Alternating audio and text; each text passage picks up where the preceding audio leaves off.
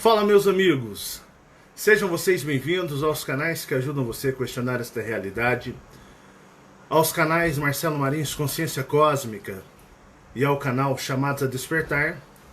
Muita paz e luz a todos aqueles que chegam até nós, seja em um canal ou no outro canal. Muito obrigado, gratidão sempre por ter todos vocês aqui. Eu quero agradecer sempre as pessoas que estão nos apoiando, nos ajudando. Gratidão imensa, muito obrigado. Pessoal, eu tinha marcado até para gravar esse vídeo mais tarde, mas eu tô com uns probleminhas de bronquite e aí eu vou conseguir um encaixe no médico para me ir mais à noite. Então não vou conseguir honrar o horário, né? Mas eu vou gravar aqui com vocês. Tô com a voz um pouco fraca, mas Marcelão não tem vez não, a gente grava até morrendo, né? Se for para um bem maior, a gente o faz com o maior prazer. Bom, eu coloquei um título, né? Na qual eu disse: você tá fazendo as escolhas certas para sua vida? Você já chegou em momentos na sua vida que você teve que fazer escolhas e muitas vezes você não percebia que essas escolhas iriam afetar toda a sua vida? Ou que elas seriam tão decisivas para a sua vida futura? Por que eu falo isso, né? Muitas pessoas vivem aqui um conto de fadas. Eu generalizo todas, né? Até pessoas que podem se considerar despertas, pessoas que podem achar que estão prontas para ir embora, pessoas que têm toda a certeza que já estão com um pé fora daqui. Eu vou dizer para você, quanto mais você ter certeza que você já foi, eu vou te dizer, é muito perigoso se você ficar preso. Tá? Muito perigoso. Eu recebo pilhas e pilhas, digamos, digitais de e-mails. Eu leio muito, eu não sou de perder tempo com sériezinha de televisão, não perco meu sagrado e precioso tempo vendo filme para tudo quanto é lado. Raros os filmes que eu vejo. Seriado, não gosto de nada. Gosto de nada que é de série. Não fico perdendo meu tempo aqui. Meu tempo é muito precioso e eu preciso usá-lo com muita sabedoria. O que acontece? Eu tenho recebido ao longo de um certo tempo e-mails de muitos adolescentes. Sim, rapaz, eu não sabia que tinham tantos adolescentes seguindo este trabalho que eu faço de despertar de consciência cósmica. Eu fico vendo que os anseios dos adolescentes não mudam em relação aos adultos. Os adultos têm os anseios muito parecidos, pessoal. A idade não é questão de idade, é questão de estar preso em um mundo, em uma prisão alienígena. Eu recebo muitos e-mails e muitos questionamentos, pedidos de ajuda, orientações. Quem sou eu para orientar, né? Mas se tiver alguma coisa que eu possa falar que venha a somar na vida de alguém, eu fico feliz. Muitos na faixa dos 16, 17, 18 anos, e muitos aí com os mesmos dilemas, as mesmas dúvidas de quando tinha 18, continuam nos 30 e nos 40. Tem muitas pessoas que vivem um conto de fadas. Acreditam no maravilhoso conto de fadas. Vocês sabem o que é esse mundo? Vocês sabem o que é esse mundo? Ninguém aqui sabe o que é esse mundo. Vocês lembram no vídeo de ontem que eu disse para vocês que eu tinha muitas coisas que vocês não sabiam sobre mim? Lembram disso? Realmente vocês não sabem nada sobre mim. Mas hoje, em prol de uma causa maior, vocês vão saber muito sobre mim. E isso vai responder muitos questionamentos de vocês. E eu tenho absoluta certeza que vai ajudar a muitos. Meu discurso, a minha narrativa será em momentos despertos e outros não despertos. Mas eu peço toda a sabedoria do mundo, não deste mundo, mas de um mundo de esperança, um mundo onde repleto de seres alienígenas benevolentes que estão lutando por vocês, possam me ajudar a saber usar as palavras e a saber usar com sabedoria a transmissão delas. Hoje eu tenho 42 anos. Faço esse trabalho, sou casado, tenho filhos. Vocês não sabem, muitos não sabem ainda, né? Porque muitos, embora a gente diga que não façam, farão. Irão casar, constituir família. E o que acontece? A gente aprende muitas coisas. O que você faz hoje reflete no futuro. Se você é um adolescente de 16, 17, 18 anos, e se você é um adulto, o que você faz agora vai refletir, né, muito, muito, muito ainda na sua vida, de uma certa forma, a curto prazo. De onde eu vim? O meu ser cósmico veio. Eu tenho pai e eu tenho mãe. Eu tenho pai e eu tenho mãe. De onde eu venho? Hoje eu tenho a consciência cósmica, tive os contatos com os extraterrestres, mas os extraterrestres vieram na minha vida e a consciência cósmica se abriu a mim por causa das escolhas que eu fiz no passado. E vocês vão ficar espantados de ver um cara legal, né, conversando com vocês.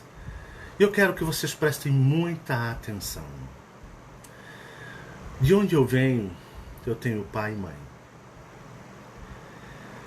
E o meu pai cósmico não era muito de acordo que eu viesse para esse mundo. Porque a densidade, a energia densa deste mundo corrompe alienígenas, seres cósmicos, ou ludibria-os, tirando-os a lucidez. Mesmo despertos, eles podem perder a lucidez cósmica, mesmo sabendo que o Jeová é o rei, o Deus dessa terra, existem seres dominadores, que todos os seres cósmicos malevolentes que controlam isso aqui, aquela grande sociedade extraterrestre, os deuses são eles disfarçados. Mesmo você tendo todos esses conhecimentos, meditando, vendo ET no seu quarto, vendo nas suas meditações, mesmo assim ainda você pode estar ludibriado, ou você pode não estar lúcido verdadeiramente. É por isso que o meu pai cósmico não era muito de acordo que eu viesse para cá. Porque a energia ou o imã de densidade deste mundo, somado às energias desses seres, eles podem corromper qualquer ser ou não deixar o ser acordar. E quando o ser acordar, eles podem ludibriá-lo, mesmo eles sabendo de toda a verdade, eles conseguem ainda ludibriar, fazendo-os viverem num mundo fantasioso de um grande conto de fadas cósmico. É.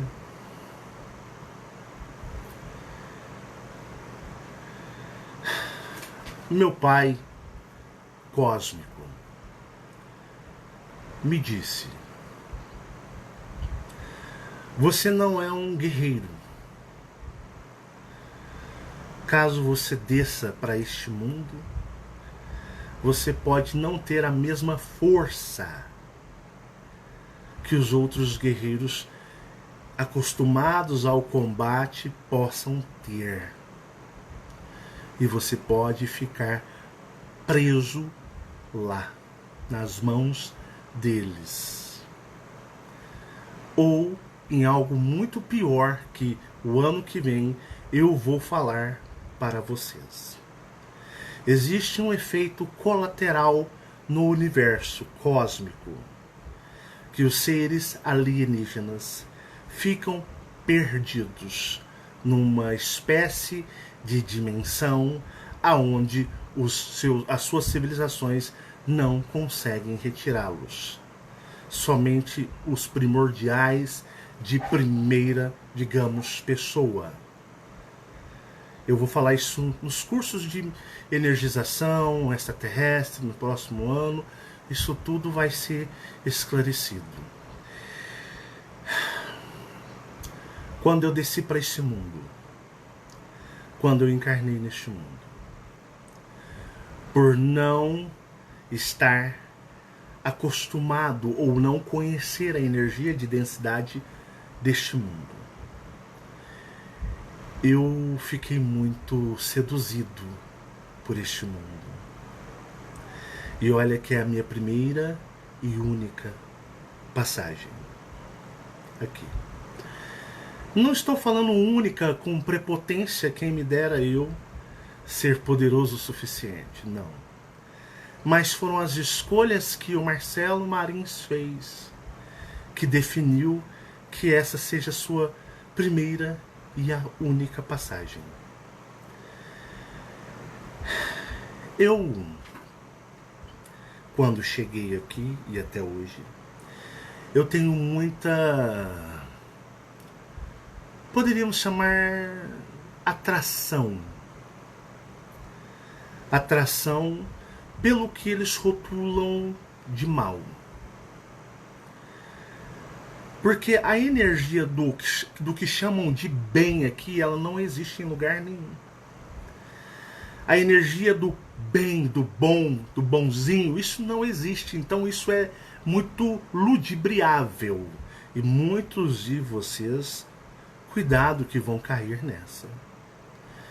As energias são densas do universo e aqui é mais denso, a energia é mais potencializada ainda. Quando eu cheguei, eu fui e sou um espírito muito mau. Tudo que vocês possam imaginar de maldade, de uma certa forma eu luto para não seduzir-me, porque na realidade me agrada. Vocês lembram de eu dizer para vocês que minha mãe me espancava muito? Lembram disso?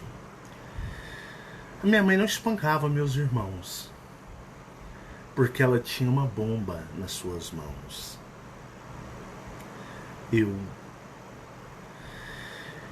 Eu me lembro que com 6 anos de idade, nós tínhamos uma bicicletinha velha e eu pegava o meu irmão 2 anos mais novo do que eu. Enquanto a minha mãe estava lavando roupa, meu pai trabalhando, ele tinha 4 anos e eu tinha 6. Eu colocava meu irmão na bicicletinha que nós tínhamos, velhinha, bem velha. E ele achando bom, agradável. E eu sentava ele na bicicleta, eu empurrava ele com toda a minha força. Eu com 6 anos eu tinha um corpo de um menino de 9. E eu empurrava para que ele fosse com a bicicleta até o muro e se arrebentasse no muro em cima da bicicleta. E às vezes dava errado. E eu colocava ele de novo e empurrava ele. Até que uma hora ele caiu e meteu a cabeça com toda a força no cimento grosso.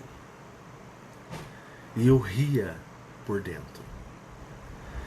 Minha mãe vendo aquilo que eu fazia, minha mãe me arrebentava. Eu muitas vezes fazia meus pais brigarem quando criança. Eu gostava de jogar o meu pai contra a minha mãe e a minha mãe contra meu pai. E algumas vezes eu vi os dois se esmurrando. E eu achava engraçado. Vai ouvindo. Foram-se passando-se o tempo, veio a escola e eu batia em todos os meninos da escola com crueldade. Minha mãe era chamado na escola o tempo todo. O tempo todo. Com aproximadamente 6 anos de idade, eu lembro que eu subia no guarda-roupa, sabia, porque tinha períodos. A minha mãe sempre foi de dormir à tarde.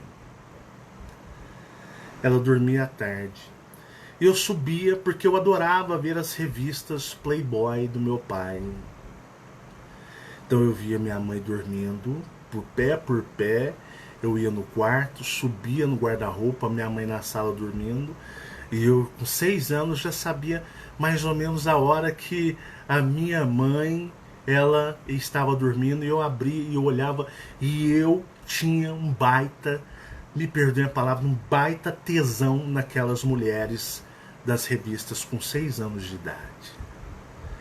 Como eu ficava extremamente, com 6 anos, excitado em ver aquilo.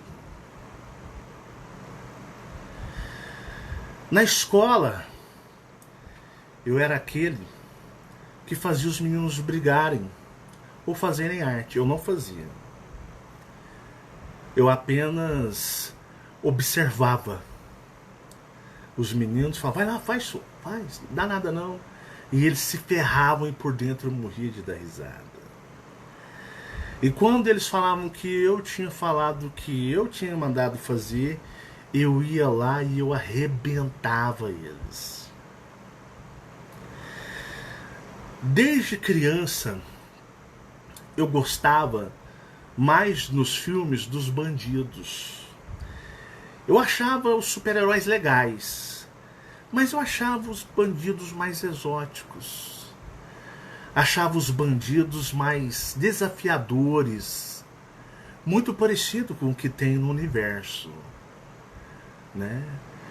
Não gostava de animais. Eu me lembro uma vez de criança, devia ter uns 6 anos de idade, eu peguei um cachorrinho que a minha mãe tinha, chamado Cobrinha. Era tipo um pincher. E eu lembro de eu pegar a mão do cachorro e eu lembro de eu falar com o cachorro, falava assim, eu odeio você. E eu ranquei a unha do cachorro. Ranquei mesmo, fez assim, ó, a unha dele fez assim pra trás, ó. Arrancou a unha do... Minha mãe quase me matou. Minha mãe era um couro todo dia. Todo dia eu apanhava. Eu respondia a minha mãe, brigava com minha mãe quando criança. Eu tinha meus momentos de ser filho, né? Conversar, mas eu era muito rebelde. E eu, de uma certa forma, pregava o couro nos meus irmãos. Quando moleque, eu batia muito nos meus irmãos, mas era muito mesmo nos meus irmãos. Eu não tinha aquele negócio de afinidade, eu pregava o cacete nos meus irmãos. Com 9 anos, o meu tio, que já tinha me apresentado as revistinhas de sacanagem dele, né, me mostrou um filme de orgia sexual. E eu fiquei extremamente atraído por aquilo. Eu disse, isso é bom. O que o meu time mostrou antes, aquilo é chato, aquilo é sem graça. Isso daí que é divertido.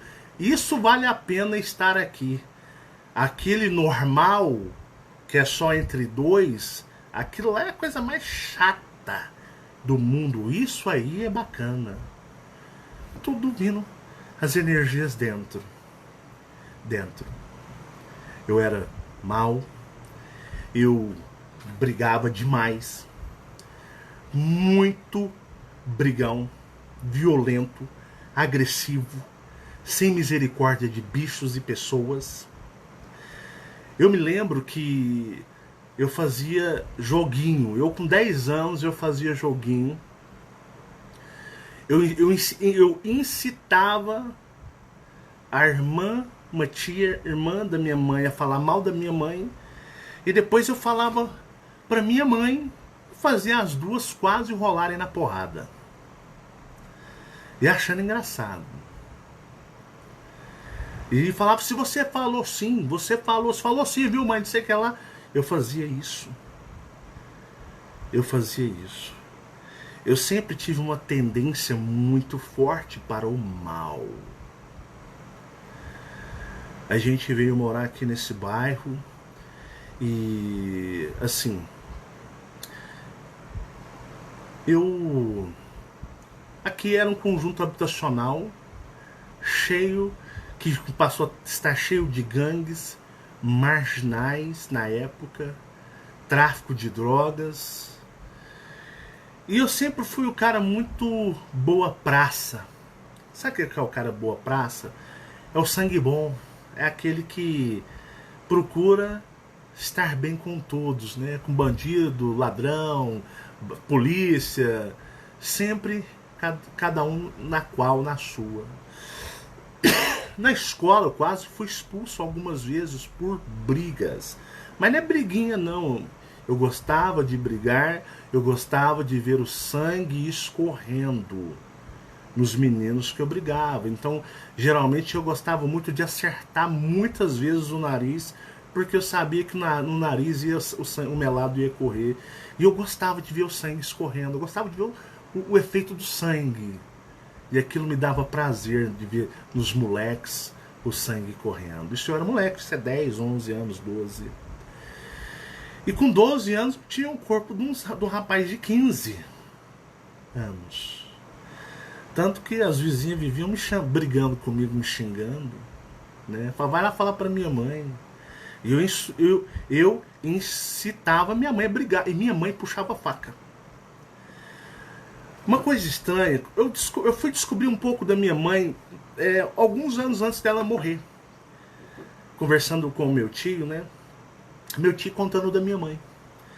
Que quando a minha mãe tinha 7 anos de idade, ela tinha esfaqueado uma menina.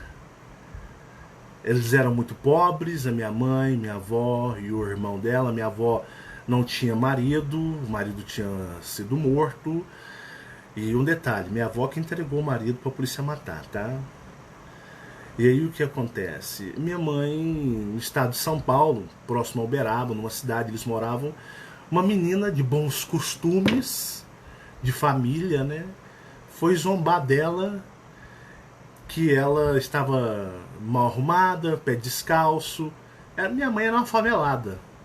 Sabe aquelas faveladas, aquelas crianças barracos de madeira? E minha mãe estava com a faca chupando laranja e a menina se defendeu com os braços. Ela diz o meu tio que a minha mãe deu umas 6 facadas na menina nos braços, que furou, rasgou. Minha mãe disse que foi 2, mas meu tio falou que não. Minha mãe gostava de amenizar.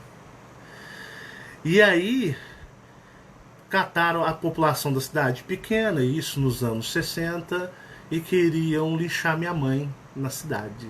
A polícia que não deixou. E a minha mãe tinha esse hábito de puxar faca. Quantas vezes eu vi meu pai correndo para não levar facada dela? Qualquer coisa, minha mãe puxava a faca e ela ia para cima, e era para enfiar. Não era para ameaçar, não, era para enfiar. Então ela era muito violenta. Eu já vi minha mãe dar paulada. Eu com 14, 15 anos, minha mãe desmaiar outras mulheres na rua, brigando. Minha mãe brigava na feira, de soco, pontapé. Uma vez a gente tava na feira, minha mãe catou um abacaxi, a feira de abacaxi, minha mãe mandou uns 10 na cabeça de uma mulher lá, quase matou a mulher. Algumas vezes a polícia veio na porta aqui conversar com a minha mãe. Minha mãe não tinha muito nem A nem B, só que ela tinha o hábito de correr atrás até dos outros com faca. Ela era muito brava, não era de discussão não. Ela, uma vez, eu lembro que uma vizinha veio reclamar, ela catou um pedaço de pau, a vizinha parada, ela chapou no meio da cabeça da mulher, o marido da mulher teve que buscar a mulher na porta, ficar desmaiada. Isso porque uma vez também eu cheguei a ver a minha mãe correr atrás do meu tio com a faca, e o meu tio correndo e ela atrás do bicho querendo enfiar no cara, e quando eu não acordava, eu não via o meu pai correndo ao redor da cama e minha mãe tentando esfaquear ele. Ela era terrível. Depois que ela fez mais ou menos 40 anos, aí minha mãe mudou. Parece que o capeta, o demônio, saiu dela, ela virou um anjo. Era irreconhecível. Mas a minha mãe sempre foi digamos, brava dessa forma, né? Ela era arretada. Depois dos 40 anos ela mudou. E a minha mãe, ela pregava o cacete em mim sem dó e sem piedade. Eu sei que aquele ser foi programado para me controlar, porque hoje com certeza eu seria um bandido. Eu tinha tendência a ser bandido.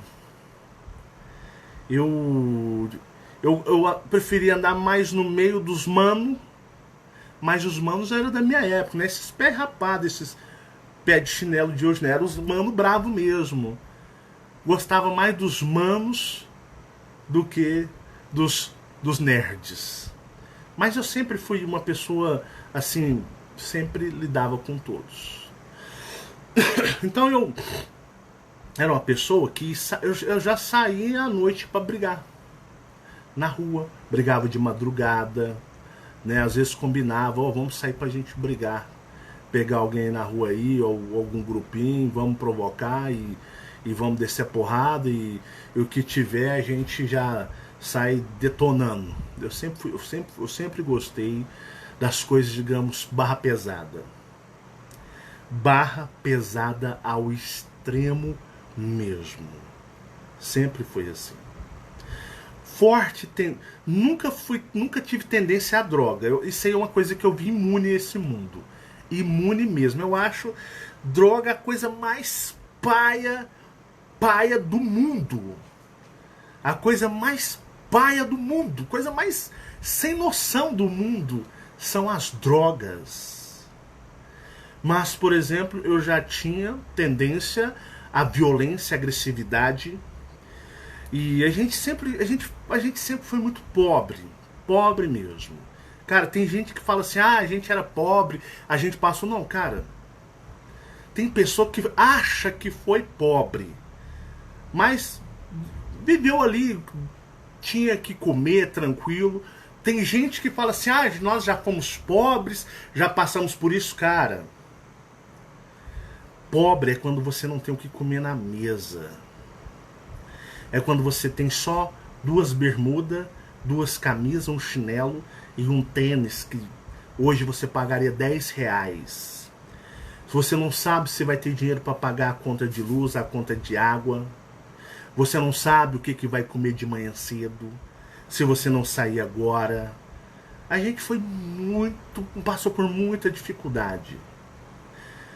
Para vocês terem uma ideia, o meu pai veio de uma família bem afortunada financeiramente, mas como meu pai, digamos, era sem cabeça, e a gente mudou para o bairro Luizotti, aqui em Uberlândia, Então a família dele não falava: ó, nós não vamos pôr os pés no Luizotti.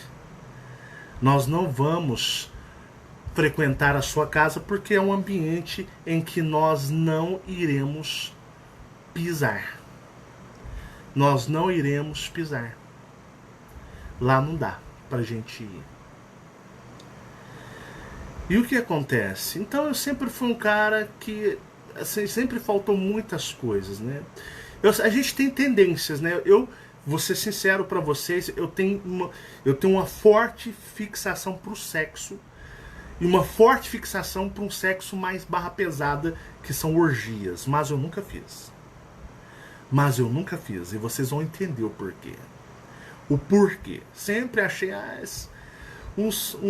relação sexual entre casal, sempre achei uma coisa muito hiper sem graça, né? Eu achava energeticamente muito mais interessante, energeticamente, a bagunça. Ali, tudo misturado. É uma tendência minha. Isso existe até hoje. E uma tendência hiper forte para o sexo. Mas eu sempre me controlei e vocês vão entender o porquê até o final desse vídeo, muitas outras coisas que eu vou abordar para vocês. Bom, a gente passava muita dificuldade, eu fui crescendo. Os cadernos de escola, nossa, eram aqueles cadernos que nem aqueles cadernos que a prefeitura dava. A gente não tinha nem roupa o que vestir direito. Eu cresci aqui em Uberlândia. Para as pessoas que não entendem, Uberlândia é uma cidade hiper privilegiada pela sua posição geográfica. Uberlândia está no centro do Brasil. Todas as rotas comerciais de empresas passam por aqui. Uberlândia é considerada a capital do atacado, dos atacadistas do Brasil. As maiores e mais poderosas empresas de atacados foram criadas em Uberlândia. E aqui o meu bairro é um bairro, hoje é considerado uma cidade, mas é periferia. Mas antes, meus amigos, isso aqui era uma favela. Só não tinha casa em cima de casa. Mas o que tinha de gangues, o que tinha de bandidagem aqui, ainda tem, mas os antigos eram piores. E eu cresci trabalhando de office boy, ganhando meio salário aos 14 anos. Entrei para os Mormons, ficava instável, né? Eu não conseguia fixar na religião. Eu ia 6 meses, falhava 6. Ia 3, falhava 8 meses. Eu era instável. Eu era instável pra caramba. Às vezes eu saía de madrugada, assim, ó, abria a porta da casa, saía de madrugada, ia andando e via os seres nos postes, conversando comigo, os seres nos postes, nas encruzilhadas, conversava até com os seres das encruzilhadas, com 17 anos. E foi chegando uma fase na minha vida, as pessoas riam de mim. O tênis que eu calçava era um tênis que chamava malucão. Custava 10 reais. 10 reais. Na época, seria como se fosse um tênis de 20, 25 reais. Era um tênis, antigamente tinha um lojão das fábricas aqui. Nem sei se existe mais. Eu tinha 2 bermudas. Eu trabalhava. Eu tirava o dinheiro para ajudar a pagar a água, a luz, e ajudava um pouco em casa e ajudava a vestir um pouco o meu irmão, que não tinha roupa direito. Nós estávamos na pitimba da merda mesmo. Televisão a cores, nós viemos a ter televisão a cores, eu tinha 17 anos de idade. Eu tenho 42, eu sou de 77. Todo mundo tinha televisão a cores e nós tínhamos uma preto e branco que não funcionava direito, porque o meu tio, que mexia com radioeletrônica, deu. Estava sobrando lá na oficina, ele fez uns reparozinhos e falou, ó, tá mais ou menos, dá pra vocês. De dia não dava pra assistir, porque tinha claridade da luz e era muito escura a tela, aí tinha que pôr pano. Aí não dava, então a gente assistia à noite e era aquela imagem branca e preta escura, escurecida. E eu tinha 2 bermudas, um tênis, um chinelo e 2 camisas. E uma calça jeans que eu trabalhava com ela de segunda a sexta, ia para a escola com ela fedendo, porque eu não tinha outra, não tinha dinheiro. Não é igual é hoje, de que você compra roupa. Hoje é fácil, cara. Você compra calça jeans por 10 reais. Antigamente isso não era assim, era difícil. E aí a minha calça jeans era até encardida. Porque se eu tirasse para lavar, eu tinha que trabalhar de office boy. Estudava à noite, trabalhava de office boy, da 1 da tarde às 6 da tarde, corria para a escola e da escola chegava às 10h30. E muitas vezes chegava, não tinha o que comer direito.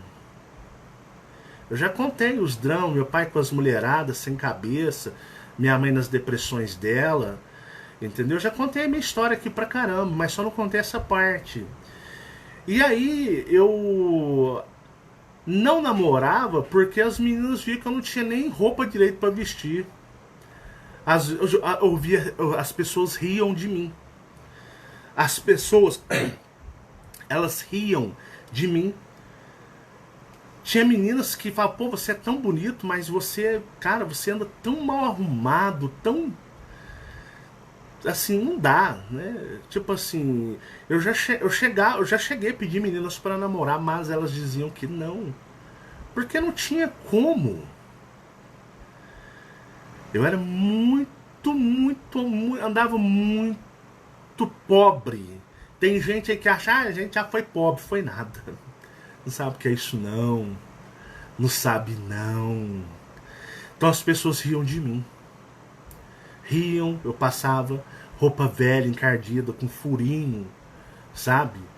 E a minha vida era isso. Eu com 15, 16, eu procurava trabalho. Falava, eu vou parar de trabalhar de office boy e eu vou arrumar serviço melhor, eu vou conseguir. Gente, era assim, de manhã eu saía de bicicleta, rodava, ia em supermercado, conversava com o gerente, dava um currículo, pedia oportunidade para trabalhar no mercado, entrando como empacotador. Eu pedia até para varrer rua.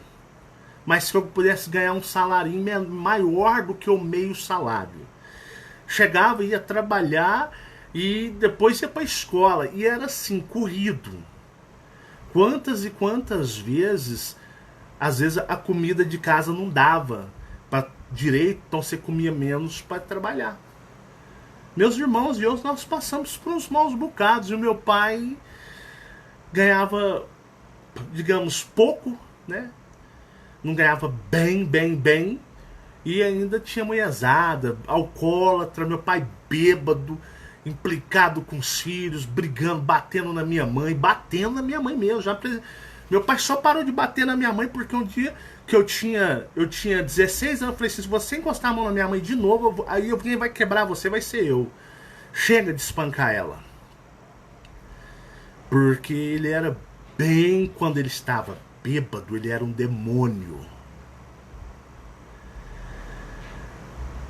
E quando eu não era gordo mesmo, não, eu era bonitão, eu sempre fui forte, sabe aquele rapaz forte, esbelto, forte? Eu era assim. E eu saía aqui, né? E aqui a Luizotti era as quebradas do Uberlândia. E eu andava e tinha muito... Todo mundo sabia quem eu era, porque eu era o cara... Gente boa, cara, preciso fazer uma mudança. Marcelo, você me dá uma força? Eu dou. Ô, cara, quanto você quer? Não é nada não, irmão. Isso é um prazer te ajudar. Eu ajudava todo mundo. Às vezes eu passava na rua, eu via a pessoa... Tinha acabado de descarregar um caminhão de terra. O cara falava pro cara, o cara tava lá sozinho. Falava, não, vou te dar uma força. Eu ajudava a pôr a terra pra dentro. Eu era o cara, ó, tá capinando lá em casa, lá, vou lá, eu ajudava a pessoa tranquila. Eu era desse jeito. Eu era parça de todo mundo aqui, como dizem, né? Todo mundo. Eu tinha meus amigos metaleiros, né? Ou galera que curte uma droga do diabo. Só que eles não usavam perto de mim. Eles sabiam que eu iria reprová-los. Tanto que uma vez eu lembro de eu estar conversando com uma amiga, ela estava com o nariz tudo branco. Eu falei, que é isso? Ah, eu estava cheirando. Cheirando cocaína? Sim. Falei, nossa, acabou. Nunca mais nada em conversa. Você perto de mim, você não usa esses lixos, não. E realmente eu não conversei com ela mesmo. Eu tinha os meus amigos metaleiros, curtiam rock and roll, mas era tudo drogado. Tudo. Eles tinham um mundo, o mundo deles era a droga, a maconha, os caras sem noção, os caras muito, muito paz e amor. E mais nada na vida. Era desse jeito. E eu tinha os outros amigos que cresceram, sabe aqueles colegas de escola? Que os caras começam a ter muita amizade com você. Aí você estuda uma série, você estuda uma segunda série, você reprova 2 séries, eles reprovam junto com você. Você reprova 3 séries, eles reprovam 3 séries junto com você. Aí vocês param de estudar, depois vocês voltam tudo de novo. Pois é. E geralmente, antigamente, não é igual hoje, que a escola empurra os alunos para passar, não. Antigamente era assim, você tomava bomba por meio ponto. Você ficava lá no pé, chorando, suplicando o professor, pelo amor de Deus, me dá esse ponto para me passar de ano. Eles não davam. Você era reprovado e o outro ano você estava ali de novo na escola. Era desse jeito. E só que vem as armadilhas, aí começam as escolhas. O que você quer? E olha que eu sempre fui um rapaz sonhador. Eu sempre sonhava. Na nossa casa a gente não tinha som de ouvir CD, música, toca-disco. A gente teve uma vitrola velha que foi dada por um tio do meu pai, tava lá. Tio do meu pai não, o irmão do meu pai, tava entulhada na casa dele, ele deu, estragou com nós em 6 meses. A gente não tinha. A gente não tinha som, não tinha televisão a cores, não tinha nada. A geladeira era uma geladeira velha, fogão velho, sofá tudo rasgado. E aí o que acontece? Começa as escolhas. Eu com 17 anos, homem feito. Procurando trabalho. Eu não achava trabalho. E chegou a época que eu trabalhei. Olha só, eu não conseguia trabalho, embora eu procurasse muito. Eu trabalhei 2 anos e 4 meses de office boy, ganhando meio salário. Porque eu não podia ficar sem trabalho para não deixar de ajudar em casa. Era dessa forma. E eu trabalhava numa empresa que prestava serviço para condomínios, prédios, empresas. E você ia nas empresas ou nas casas que eles mexiam com telefonia, instalação de telefone, linha telefônica, manutenção de PABX e tudo assim. E você ia na casa das pessoas ricas e essas pessoas são extremamente orgulhosas. Bom, naquela época elas eram. E muito, viu? Muito mesmo. Ao ponto que às vezes você poderia me dar um copo de água, por favor? Abre a torneira do tanque aí e bebe. Era assim que os ricos tratavam eu e os office boys, tudo. Você ia na casa deles, às vezes quando não deixavam nem você entrar, com medo. Tinha uma separação muito grande naquela época de classes. Eu não sei se ainda existe, deve existir até hoje. E aí o que acontece? Um dia um colega meu, Marcelão, beleza, parou com uma moto CBR Honda 350 com carenagem. 9. Uou. E aí, Marcelo, eu falei, rapaz do céu, que é isso, hein, meu irmão? Bate aí, 100%. Marcelo, tem uma parada pra você aí. Se você topar, tu vai se dar bem na vida. Ah, é? Conta aí pra nós, qual é as novas? Bicho, tô com os caras aí fazendo umas paradas. E dá grana, bicho. Comprei essa aqui à vista.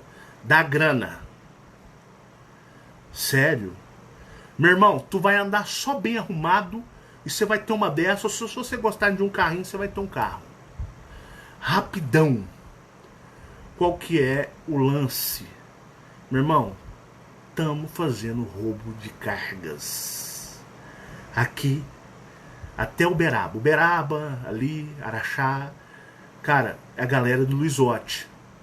Os cara, insinuei que eu poderia te colocar, tu entra, meu irmão, em 3 meses você compra uma dessa aqui à vista. Tu vai andar lindo, lindo, lindo. E tu tem o porte físico que os cara é. Tu tem porte físico de guerreiro. De quem vai pra estrada e faz acontecer. Nós estamos numa galera de 12. Se quiser eu te explico mais os trâmites. A gente sai nas caminhonetes. O alvo é entre Uberlândia e Uberaba. Tranquilo, Marcelão. Sabe onde o cara? Tava tendo uma partida de futebol no campinho aqui, no poliesportivo do Luizote. O cara chegou. Marcelão, só vou te dar a fita. Lembra do fulano? Lembro. Que estudou com nós? Lembro. O cara tá numa Cherokee. Lembram da Cherokee? Quando saiu a Cherokee da Jeep? Vocês lembram? Quando ela chegou no Brasil, era Grand Cherokee. 100 mil reais na época. Fulano tá na Grand Cherokee, meu irmão. Estamos isso há 6 meses. Cara, tu é gente boa, humilde pra caralho, moleque bom. Tu não quer entrar nessa? Rapaz, eu fiquei tentado. Fiquei tentado. Os caras tava tudo de carrão. Na época era o Gol Bola. Era Gol Bola? Era Gol Bola. Se não era o Gol Bola, era o Gol um pouco antes, o quadrado. Mas aquele Gol mais moderno. Os caras só sonzão. Eu lembro que tinha um cara que tinha um carro que tinha um som da... Era Kenwood. O cara tinha trazido do Japão. Rapaz, aqui começou a ter uma boa parte desse Luizote. Os caras começaram a emanar nas quadrilhas de roubo de carga e virou uma febre no Triângulo Mineiro. Eu falei pro cara, pô, cara, é tentador pra caramba, mas eu tenho medo, cara. Eu não sou pra isso, não. Eu não nasci pra isso, não, cara. Não, cara, você é forte, você é grandão. Pô, cara, você tem 17 anos, tem 1,83 m, tu parece um gorila de forte. Vamos nessa, cara. Nem preso você vai. Se te pegar, a coisa não arrocha pra você, não. Olha pra mim, Marcelo. Olha pra você, cara. Tu não arruma nem namorado, tu anda igual um mendigo. Você me desculpa a sinceridade, meu irmão, mas você anda igual um mendigo, bermuda tudo rasgada, furada, camisa tudo danada, cara. Vamos embarcar nessa, vamos embarcar nessa. Falei, cara, pra agora não. Pra agora não. Pra agora não. Primeiro que eu tenho medo. E segundo que isso aí ainda dá coisa boa não, cara. Isso é bandidagem. Beleza, quando você quiser, meu irmão. Quando você quiser, meu irmão. Você me procura. Você sabe onde eu moro. Sabe onde minha mãe mora? Você é de casa. Meus amigos. E o cara montou na CBR 350. Carenada. Com carenagem. 1995 ou 96 por aí. Mas nessa faixa. Foi embora. E eu, chinelo havaiana, bermuda fedendo suor, porque tava velha, pano velho, fui pra casa. Fiquei pensando, né? Pô, cara. Mas isso aí dá grana, né? Se eu fizesse uns 2, 3 meses, depois eu saía disso. Mas aí os caras depois não iam aceitar eu sair. E aí comecei a pensar. Falei, não vou mexer com isso não. Não vou mexer com isso não. Isso não é certo. Isso não é certo. Eu vou morrer. Eu vou morrer. Um dia eu passando, fui na casa de um amigo meu metaleiro. Aqui no Resort todo mundo conhecia todo mundo e conhecia os podres de todo mundo. E quem fazia coisa errada, todo mundo sabia quem fazia as coisas erradas. Todo mundo. Igual lá na Bahia se fala, né? Pai aqui não vê bicho com nada. De boa. Passou-se os tempos, uns 6 meses, reencontra esse cara. O cara tava num carro, acho que era Mitsubishi Eclipse. Eclipse branco. Branco, não, minto, vermelho. Era Mitsubishi Eclipse. Beleza, o cara tava no Marcelão, menino bonito, ó, que menino lindão, anda mal arrumado porque quer, fica aí, ó, nem pega as gatinhas porque nenhuma mulher quer, pobretão, pé de chinelo, anda super mal arrumado. Pô, a chance eu já te cantei, a chance, meu irmão. Aí os outros, os caras, né? Porque todo mundo conhecia todo mundo, pessoal. Eu falei, não, mas eu não, isso aí não dá pra mim não, cara. Eu sou cuzão demais. Não dá pra mim não mexo com isso não, cara. Minha mãe me mata se eu fizer uma coisa dessa, né? Até a desculpa que minha mãe me matava se eu fizesse uma coisa dessa.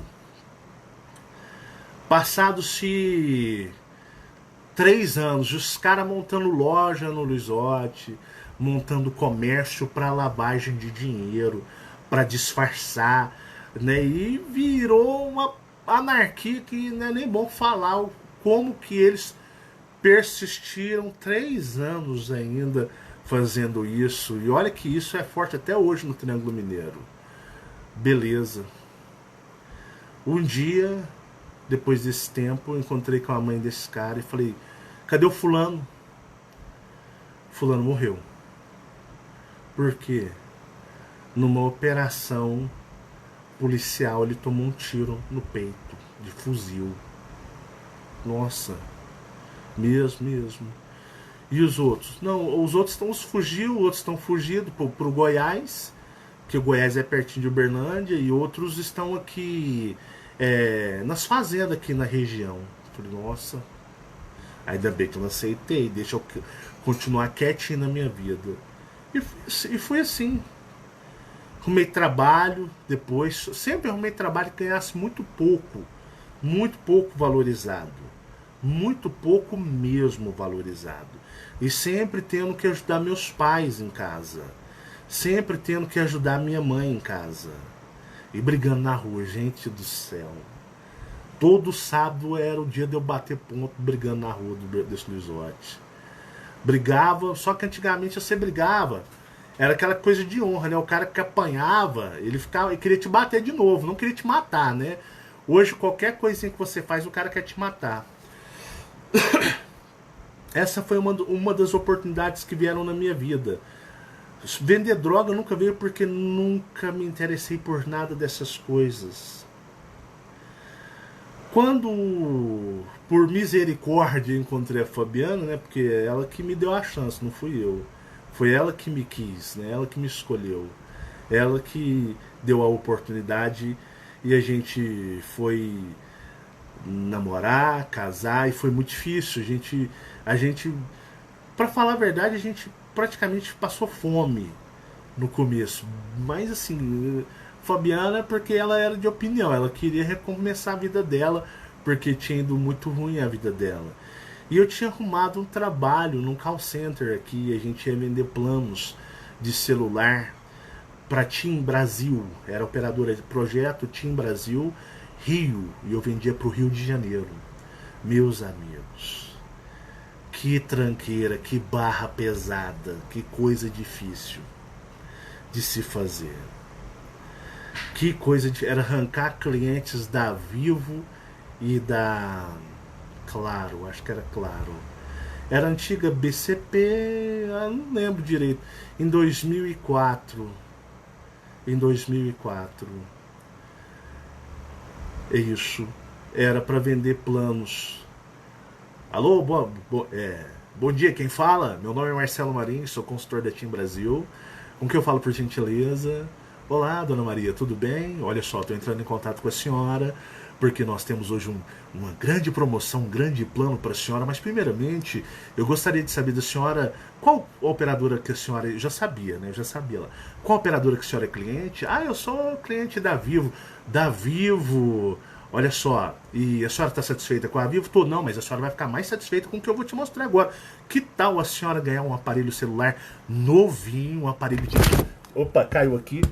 Um aparelho de flip, né? Antigamente tinha aqueles aparelhos, põe a mão que saiu. Tinha aqueles aparelhos que abre e fecha, né?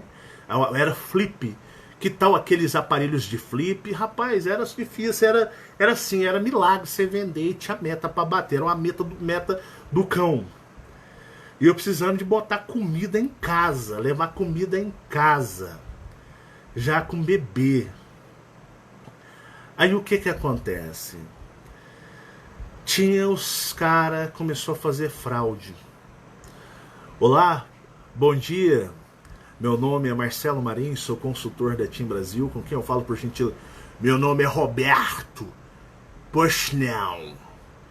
Senhor Roberto, o senhor conhece a TIM? Conheço.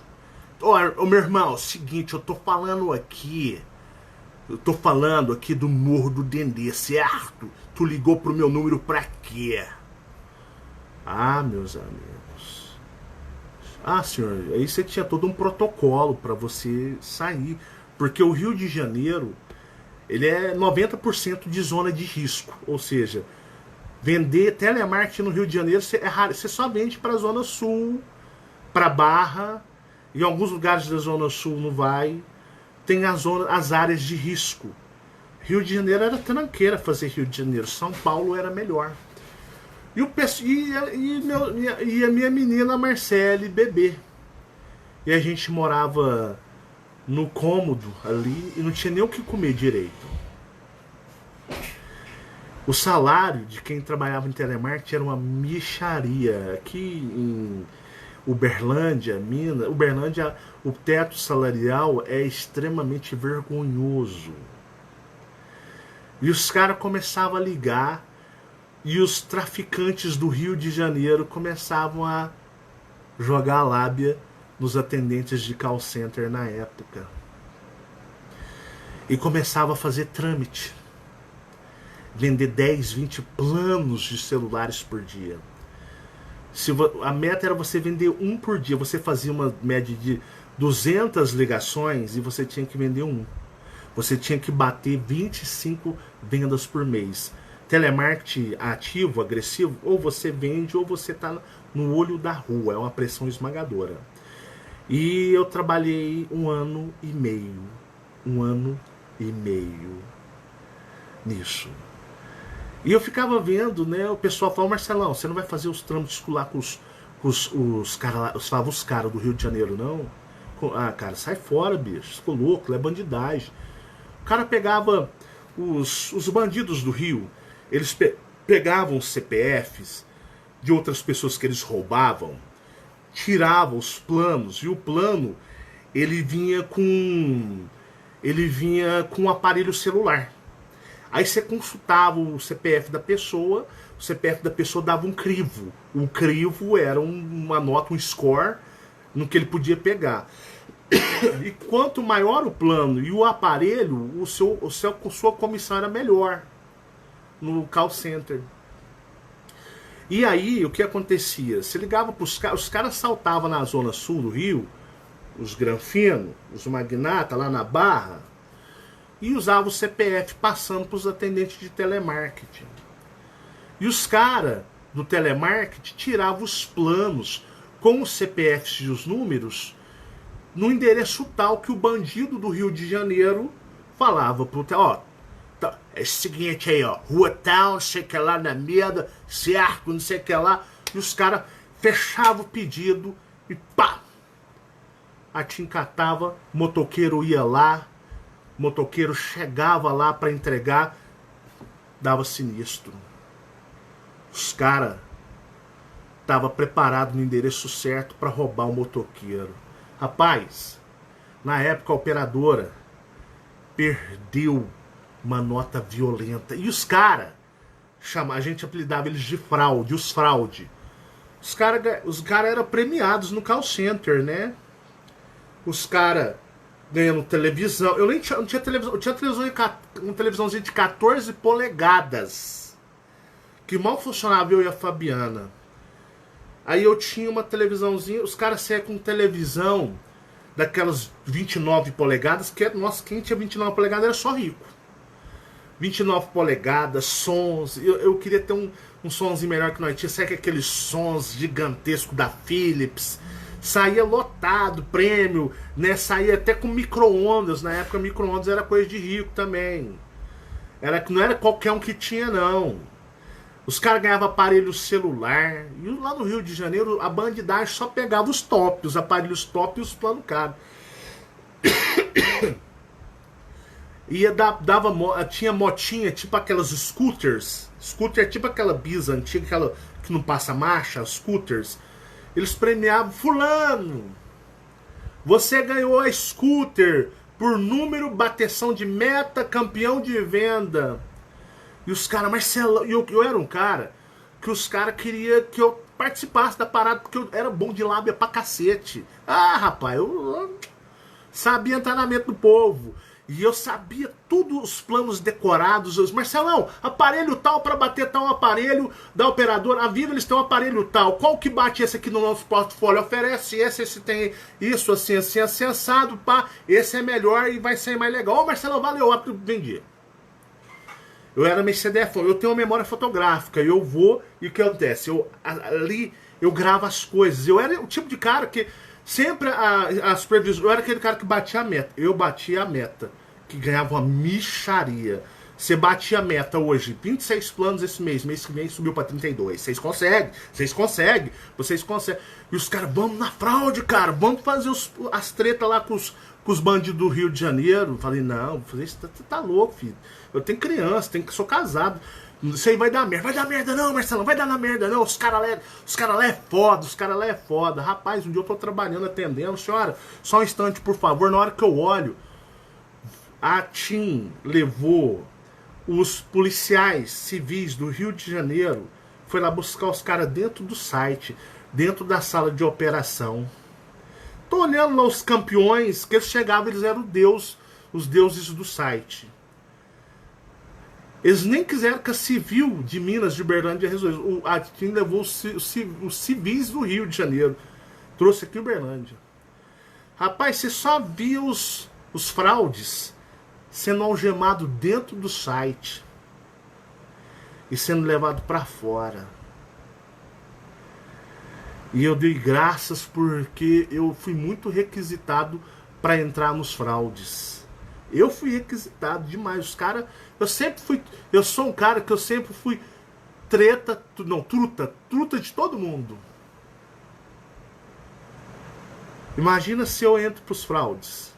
Depois assim, eu trabalhei nesse call center 8 vezes. Entrei, saí. 8 vezes. Só mandar currículo eles me chamar, micharia, pô. Isso aqui é um salário mínimo. Beleza.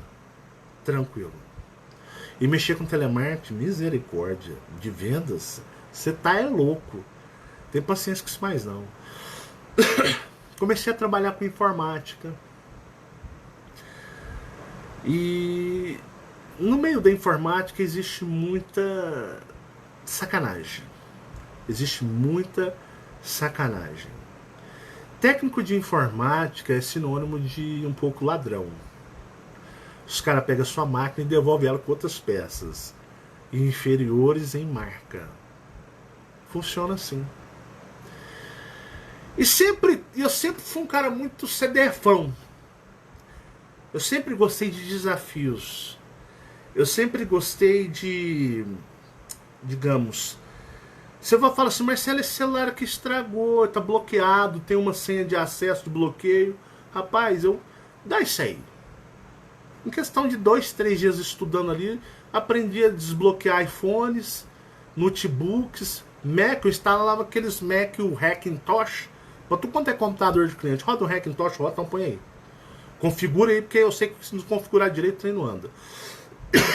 E eu aprendi a destravar, desbloquear tudo quanto é CD, DVD, computador, celular. Tinha senhas de bloqueio, era só me davam uns 2 dias que eu vou entrar nos fóruns, vou pesquisar e resolvo a parada. E eu fazia isso para me aprender. Só que tem cara que quando vê que você sabe, passa para outros. E eu sempre fui procurado para me poder sempre dar uma ajudinha pros manos. E eu sempre recusei. Em 2016 eu já tinha um canal chamado A Despertar e eu passando por muita dificuldade, realmente tendo que parar o canal. Eu me lembro de bater. E aí, Marcelão, beleza? Os manos, eles são muito, digamos, eles são muito simpáticos, né? E aí, beleza? Nunca te viu. E aí, beleza? Tranquilo? Né? Eu, tudo bem, beleza? Tudo jóia. E você... Ô, Marcelão, é o seguinte, meu irmão. Fiquei sabendo que você é o cara da informática aí, que você é o cara que todo mundo adora. Eu falei, bom, se falam, né? Eu não me sinto assim, mas se estão dizendo que estão gostando do serviço, né? O que eu posso te atender? Irmão, é o seguinte. Um bafo de maconha. A parada é o seguinte. Eu tô com uma carga de mais ou menos 32 notebooks top da marca Dell. Já ouviu falar, né? Porque você mexe com informática, Dell é coisa só... Notebook de rico, né, filho? Coisa top. Irmão, é o seguinte. Eles estão lacrados. Não me pergunte a procedência, não te interessa. Mas são todos bloqueados. Tem, tipo, sistema de segurança. E eu sei que você é o cara que dá conta. Tá tudo encomendado. Preciso que você faça esse serviço para mim. Quanto que você me cobra. E se você aceitar, eu tenho aqui uns... Tinham aparelhos da Motorola muito caros na época, em 2016. Eu não sei se era Motorola... É uma coisa, um Motorola top, era do caro mesmo. E aí os caras chegavam em mim e falavam, ó, cara, eu te dou um aparelho de pagamento para você desbloquear os celulares, eu tenho mais ou menos uns 12, e um notebook fica para você de pagamento e você desbloqueia todos eles. Eu falei assim, meu irmão, é o seguinte, te respeito. Aí você tem que falar com o humano como humano, né? Te respeito. Respeito sua pessoa. Mas eu não faço essas coisas. Você me desculpa não poder te atender da maneira que você gostaria. Mas eu tenho o meu código de trabalho. E eu não mexo com essas coisas porque o alheio tem dono, irmão. Pô, cara, mas isso aqui não teve alheio não, isso aqui a gente pegou direto, não teve nem consumidor final não, isso aqui é trâmite da fábrica. Eu falei, irmão, com todo respeito pela sua pessoa, todo respeito mesmo, eu não te conheço e nunca te vi, eu não faço esse serviço. Fechou, irmão, fechou, entendi a sua causa, beleza. Sempre trabalhei na área de informática, frequentando casa de bandido, nego que tava, não, porque nós vamos, não sei o que lá, planejando estourar o caixa eletrônico, não sei o que lá, eu já punha até fone. Punha até fone no último volume, aumentava no máximo, fazendo serviço na casa da pessoa, para mim não ouvir.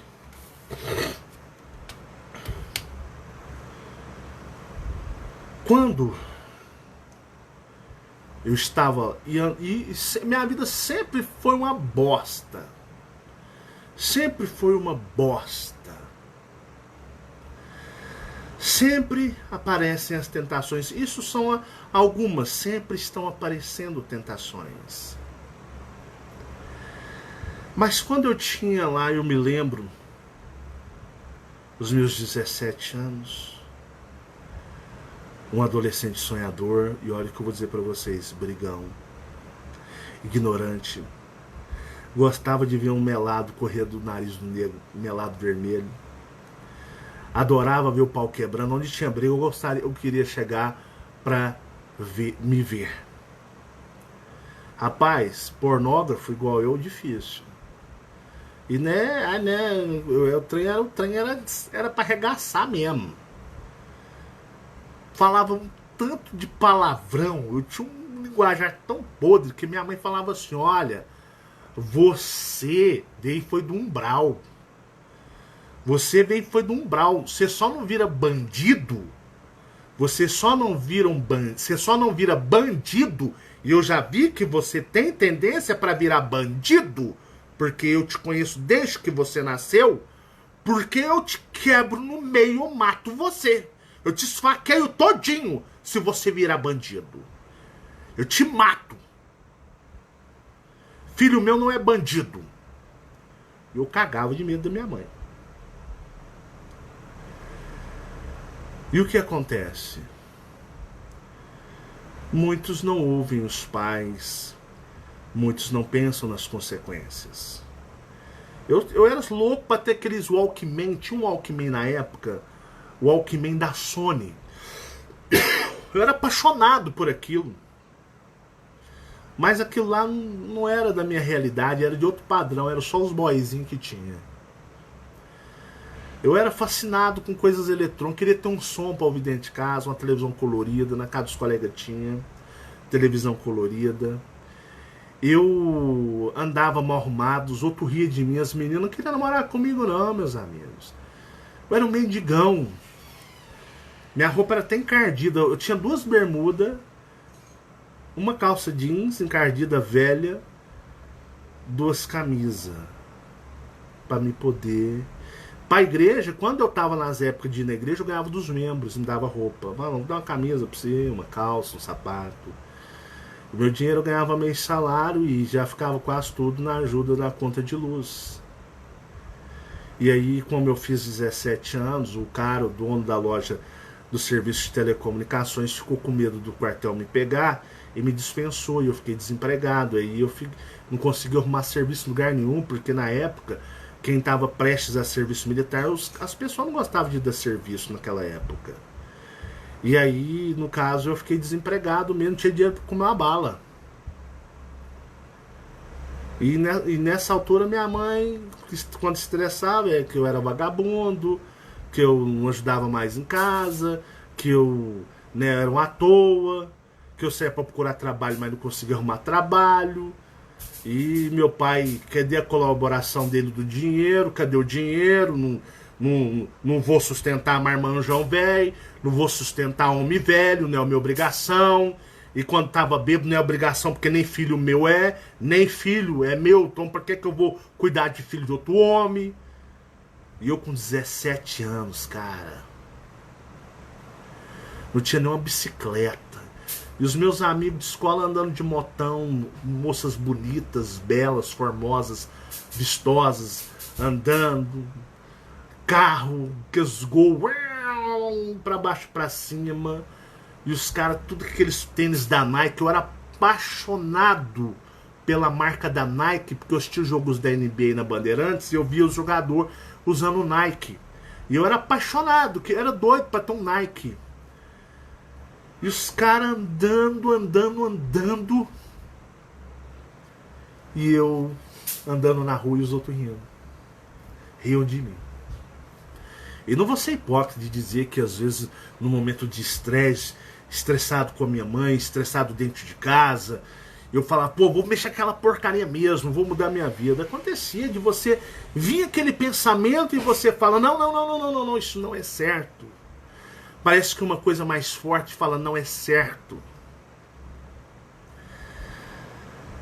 Fora, quando eu tinha 18, 19 anos, tanto de mulheres casadas que me propunham sair, pagar pra ficar comigo, porque eu era bonitão pra caramba. Eu dizia, não faço isso não. Uma vez eu me lembro, eu tava andando na rua, subindo aqui no bairro Luizotti, você sobe, quem é de Uberlândia, aqui na Chácaras Tubarina, você sai lá no Terminal Planalto. Quem for do Uberlândia, eu conheci, sabe exatamente o trajeto. Ali antigamente não tinha o que tem hoje, era mais mato. Eu me lembro de eu estar andando e parar um carro, eu de short, daqueles de futebol, camisa velha, parar um carrão com um cara. E o cara falava assim: ó, deixa eu te falar, te dou R$ 500 pra você ficar comigo, só que você tem que entrar aqui no carro e sair. Eu tô doidinho pra ficar com você. R$ 500 não era nem, era praticamente, era muito mais que o salário mínimo. O salário mínimo devia ser uns R$ 80, mas foi um mega de um carrão. Ele falou: nossa, você é bonitão demais, grandão. E eu olhava e falava assim: não, eu não quero não, você pode subir aí, você não mexe com essas coisas não. Eu era meio assim, andava, às vezes não tinha o que fazer, eu ia andava no meio dos matos, andava nas ruas, ficava andando entre os bairros. Minha vida foi assim. Foi. Com 17 para 18 anos.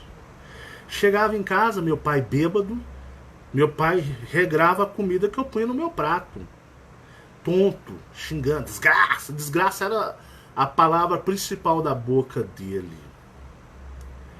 Da boca dele. Minha mãe estressava. Minha mãe era corna pra cacete, corna ao triplo, ao quadrado, ao cubo, ao satanás, estressada pra cacete. Era um inferno. E ainda passei por aquela fase de entrar na dimensão do espelho, vendo espírito, vendo demônio, vendo seres chegando, conversando comigo o tempo todo. Gente, era uma tentação atrás da outra. Vinha oportunidades, era coisas assim que, ó, tá aqui, pega. E eu falava: não, não é certo. Eu escolhi. Eu vou dizer pra vocês, minha mãe estava certa. Eu tenho uma forte tendência às coisas erradas, muito densas. Eu poderia ter virado um bandido. Facinho. E muito barra pesada. Poderia ter sido um homem muito mulherengo, ficado com mulheres casadas, ter ficado com muitas meninas, poderia ter usado drogas, me ofereciam drogas de graça. Meus amigos, se eu quisesse usar drogas, era ir nos metaleiros. Rapaz, os negros ali viviam só na droga.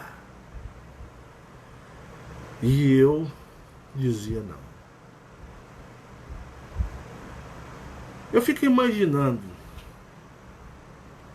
se eu tivesse feito alguma escolha dessa, ou até mesmo em 2016, eu estava na pior mesmo, assim, sem serviço, meus clientes tinham sumido tudo. Como que nós estaríamos hoje falando de vida fora da Terra, os eus maiores, o plano astral, dimensão do espelho, sobre os Argons, os Dracos, os reptilianos, os Greys, consciência cósmica, falando que as religiões são uma baita de uma mentiragem, é tudo manipulação, né? Como que eu teria perdido a oportunidade de conhecer pessoas tão maravilhosas quanto vocês? Pessoas vindos das estrelas. Eu até me emociono.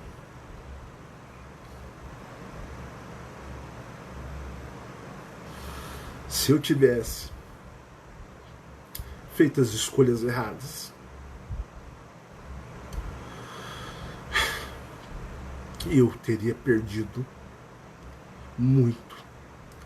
E consequentemente, vocês também. Porque eu sempre tive esperança que alguma coisa muito grandiosa pudesse acontecer na minha vida. Eu sei que esse trabalho é difícil. Esse trabalho ele não é fácil. Eu fico vendo muitos jovens que eu sei que têm grandes oportunidades na vida e vão ter grandes oportunidades na qual o destino reserva para eles grandes objetivos. Eu sei que o que eu passei valeu a pena. Eu sei que muitos que me ouvem, eu digo para vocês, façam as escolhas corretas para a sua vida. Não se vendam, não se corrompam, não se entreguem, não desistam, porque a vida de vocês é muito valiosa e existem seres, muitos, mas muitos seres, que não querem que vocês caminhem, que vocês descubram o que virão de maravilhoso na vida de vocês. Quando eu vi pela primeira vez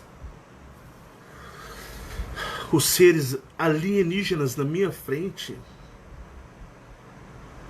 seres de outros mundos, de outros planetas, eu vi que era uma dádiva que muitas poucas pessoas iriam ter.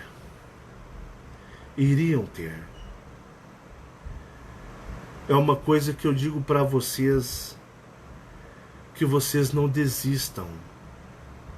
Não desistam de vocês. Por quê? O que está preparado para vocês vai acontecer, vai realizar. No momento certo, vai realizar na vida de vocês.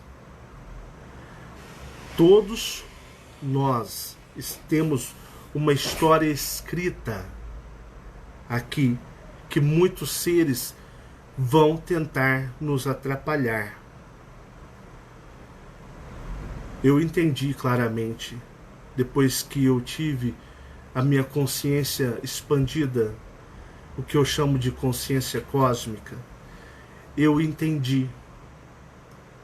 Quando minhas memórias foram abertas, eu tive consciência, eu entendi. Quando aquele ser que é o meu Pai Cósmico disse: você tem certeza que você quer ir para lá? Lá pode ser uma prisão para você. Você pode ficar preso lá. Então, onde eu falo para vocês, para muitos adolescentes que me acompanham, assim como eu tive muito a idade de vocês, muitas oportunidades e ofertas me foram dadas, principalmente por aqueles que vocês chamam de amigos. Não existe amigos aqui, como vocês imaginam. Esses muitos são enviados para afundar vocês. Então o que acontece? Não cedam às tentações de grupos de seres que querem derrubar vocês, que querem derrubar, tirar de vocês aquilo que vocês conquistaram no futuro através das buscas, porque existem, não só para os adolescentes, mas para todos, uma família cósmica, seres que estão em outros planetas, em outros mundos, esperando o regresso de vocês. E só depende de vocês. Vocês não podem desistir. Tudo vai depender só de vocês. Se eu tivesse vacilado no passado, eu não estaria aqui. Eu poderia estar numa cova, sepultado. Mas eu fiz a minha escolha conforme o que eu acreditava que era o certo. E hoje o que eu recebo de conhecimento, eu digo para vocês, não. Não tem como eles me derrubarem mais. Eu sei quem eu sou. Acredito no que eu sou. E eu vou continuar a minha jornada e ajudar aqueles que estão próximos a mim até o fim. Porque aqui é uma ilusão. Então pergunto para vocês, qual a escolha que você vai fazer na sua vida? Qual a escolha você vai tomar na sua vida? Você está tomando a escolha correta? Você está fazendo a escolha correta para a sua vida? Pare, pense, reflita e analise. Um forte abraço a todos vocês. Eu só peço que vocês pensem e analisem. Fiquem todos em paz e muito obrigado e gratidão por vocês sempre estarem do nosso lado. Foi um grande prazer.